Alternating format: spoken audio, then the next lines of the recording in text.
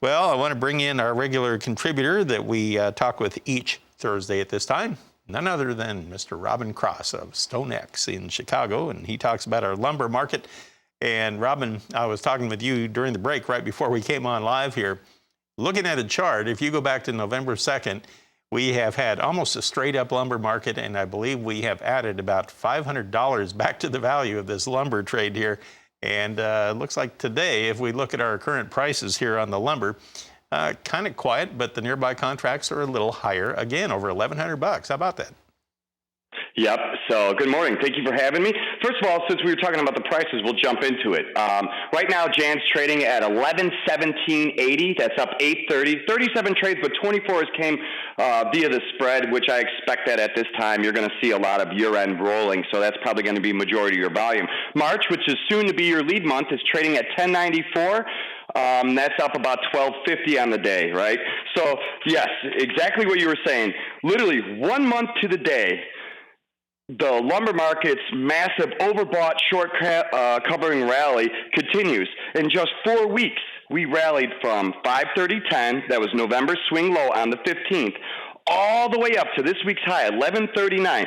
That was a rally of $606, literally doubling the price of lumber in literally the probably shortest amount of time I've ever seen in the history of trading. Don't get me wrong. We've had our fair share of massive rallies, but this is completely parabolic, and it's, I would say it was pretty unexpected because, when the market was down at 530, where were my buyers? We were talking about in the air continuously that considering we came from 1,700, that's got to be fair value at this point, right? And real money, just to put it in perspective for the listeners, when we were at the low, a cost of a car of lumber, which is roughly four single-family homes, came in at $58,000. Today it's trading at $126,000. And we also had some breaking news today, just before we got on here. Housing starts came out. Housing starts came out at, looks like up 11.8%. At 1.6 million, and I could tell you firsthand the consensus on that was up about 2, maybe 3%. Building permits came out, that's future building, up 3.6% at 1.71 million. So that's high. That's pretty much the highest I've seen in, at least a decade, if not a little longer, right? But for all the progress we made on housing reports, starts and permits, that could quickly evaporate due to the high cost of lumber. Last time lumber was this high was in June.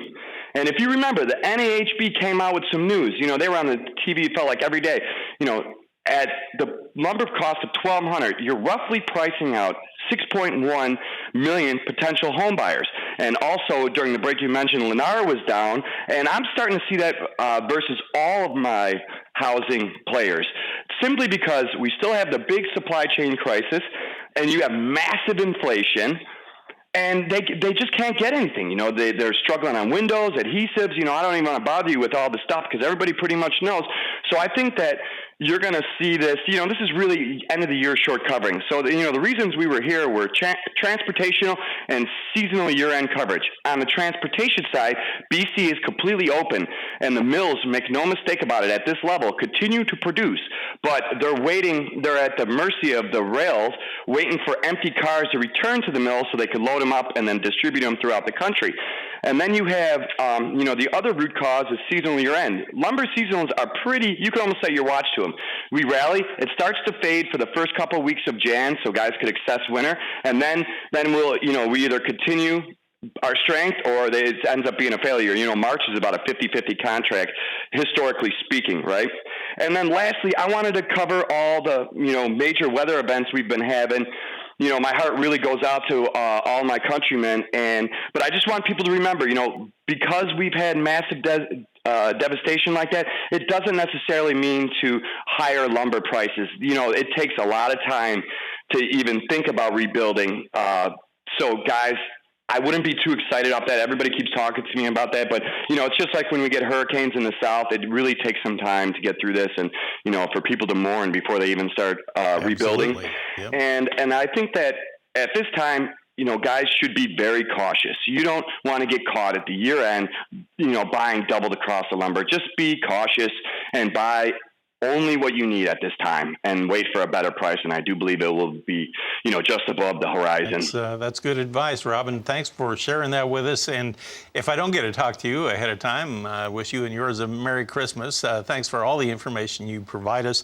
Great stuff. And again, that lumber market, just be aware, we're up $500 to $600 from where we were at the beginning of November. Quite a move. Robin Cross of StoneX joining us from Chicago. We'll get back and take a look at livestock in just a moment. Come on back.